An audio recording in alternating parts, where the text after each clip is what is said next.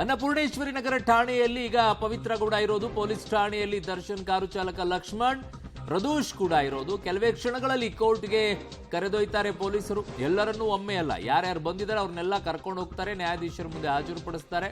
ಅಲ್ಲಿಂದ ನೇರವಾಗಿ medical test ಆಗ್ಬೇಕು. ಫಸ್ಟಿಗೆ ಮೆಡಿಕಲ್ ಟೆಸ್ಟ್ ಆದ ನಂತರ ಕೋರ್ಟಿಗೆ ಹಾಜರುಪಡಿಸ್ಕೊಂಡು ಅದಾದ ನಂತರ ಜೈಲಿಗೆ ಕರ್ಕೊಂಡು ಹೋಗ್ತಾರೆ. ಮತ್ತೆ ಇನ್ನು ಜೈಲಿನ ಕಂಬಿಗಳನ್ನು ಎಣಿಸಬೇಕಾಗಿದೆ. ಹಂಗಂತ ಹೇಳ್ಬಿಟ್ಟು ಬರೀ ಬ್ಯಾರೆಕ್ನಲ್ಲಿ ಇಡೋದಿಲ್ಲ. ಅವರು ಆರೋಪಿಗಳಾಗಿರೋದ್ರಿಂದ ಒಂದಿಷ್ಟು ಸಲುಗೆಗಳು ಇರುತ್ತೆ, ಅಲ್ಲಿ ಓಡಾಡೋದಕ್ಕೆ ಅವಕ್ಕೆ ಎಲ್ಲ ಪರ್ಮಿಷನ್ಗಳಿರುತ್ತೆ.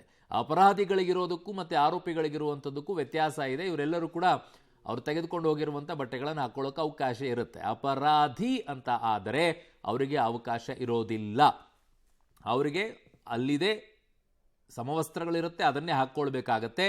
ಆರೋಪಿ ಆಗಿರುವಂಥವ್ರು ಇವರಿಗೆ ಇವ್ರದೇ ಆದಂಥ ಬಟ್ಟೆಗಳನ್ನು ಹಾಕ್ಕೊಳ್ಳೋಕ್ಕೆ ಅವಕಾಶಗಳು ಇದೆ.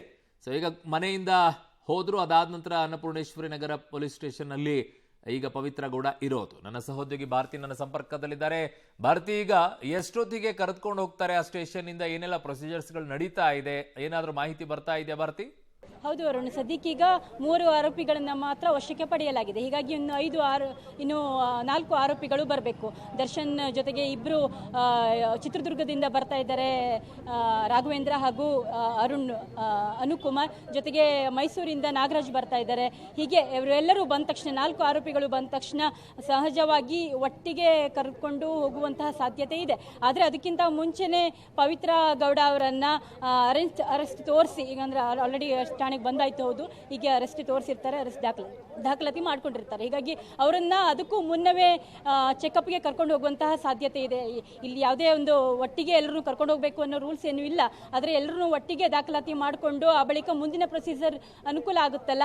ಹೀಗಾಗಿ ಪವಿತ್ರ ಗೌಡರನ್ನ ಮೊದಲಿಗೆ ಕರ್ಕೊಂಡು ಹೋಗುವಂಥ ಸಾಧ್ಯತೆ ಇದೆ. ಇನ್ನುಳಿದ ಆರೋಪಿಗಳನ್ನ ಒಂದು 4 ಗಂಟೆವರೆಗೆ ವೇಟ್ ಮಾಡುವಂಥ ಸಾಧ್ಯತೆ ಇದೆ. ಯಾಕಂದ್ರೆ ಆರೋಪಿಗಳು 4 ಗಂಟೆ ಒಳಗಡೆ ಎಲ್ಲರೂ ಬಂದು ಸೇರುವಂಥ ಚಾನ್ಸಸ್ ಇದೆಯಲ್ಲ. ದರ್ಶನ್ ಕೂಡ 4 ಗಂಟೆ ಒಳಗಡೆ ಬರ್ತೀನಿ ಅಂತ ಹೇಳಿದಾರಂತೆ. ಹೀಗಾಗಿ ಎಲ್ಲ ಆರೋಪಿಗಳು ಬಂದ ತಕ್ಷಣ ಅವರನ್ನ ಬಳಿಕ ಮೆಡಿಕಲ್ ಚೆಕಪ್ಗೆ ಕರ್ಕೊಂಡೋಗಿ ಬಳಿಕ ನ್ಯಾಯಾಧೀಶರ ಮುಂದೆ ಹಾಜರಾತಿ ಪಡಿಸಲಾಗುತ್ತೆ. ಅರುಣ್.